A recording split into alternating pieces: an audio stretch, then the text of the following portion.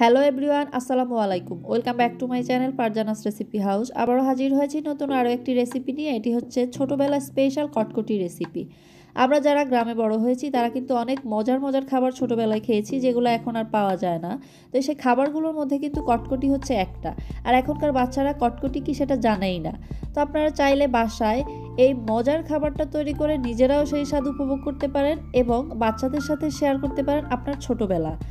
আশা করছি সকলেরই আজকের এই রেসিপিটি ভালো লাগবে। ভালো লাগলে অবশ্যই চ্যানেলটা সাবস্ক্রাইব করে পাশেই থাকবেন। আর যারা অলরেডি সাবস্ক্রাইব করেছেন তাদেরকে অসংখ্য ধন্যবাদ।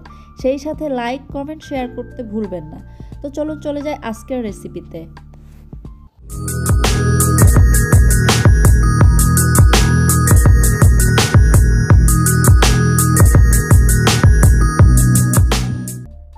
তো কটকটি তৈরির জন্য প্রথমেই আমি কটকটিটা যেখানে ঢালবো সেটা রেডি করে নিচ্ছি। তো আমি এখানে এখন একটা নর্মাল কাগজ নিয়ে সেখানে ভালোভাবে তেল ব্রাশ করে দিচ্ছি। আপনারা চাইলে বাটার পেপার ইউজ করতে পারেন। আমার হাতের নাগালে বাটার পেপার ছিল না বলে কিন্তু আমি নর্মাল কাগজটা ইউজ করতেছি। তো অবশ্যই তেলটা ভালোভাবে ব্রাশ করতে হবে। এরপরে এখন আমি চুলা একটা হাঁড়ি বসিয়ে দিয়ে সেখানে দিয়ে দিচ্ছি 1/2 কাপ চিনি এবং দিয়ে দিচ্ছি 1/4 কাপ পানি। এখন এই চিনিটাকে আমি গলে যাওয়া পর্যন্ত অপেক্ষা করতেছি। আর এই অবস্থায় অবশ্যই চুলার জালটা মিডিয়াম হিটে রাখতে হবে।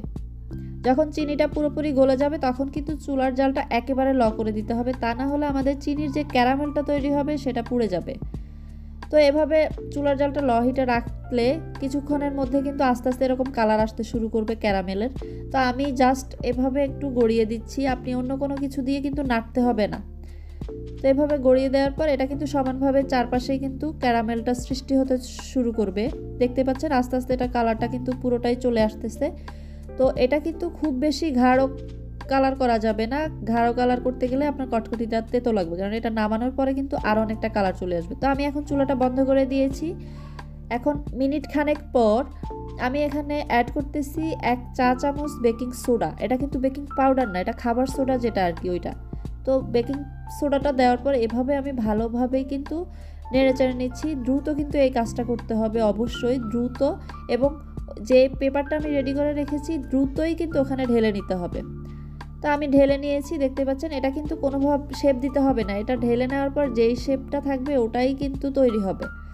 তো এরপরে এটাকে আমি রেখে দিচ্ছি প্রায় 20-30 মিনিটের মতো নর্মাল টেম্পারেচারে। এটা এরপরে অটোমেটিক্যালি রেডি হয়ে যাবে। ফিরে আসলাম আমি 30 মিনিট পর। তো এখন একটু আমি পেপারটা ছাড়িয়ে দেখিয়ে দিচ্ছি যে আসলে কটকটিটা কেমন হয়েছে। ওপরে এরকম হয়েছে, নিচের সাইডটা কেমন হয়েছে একটু দেখিয়ে দিচ্ছি।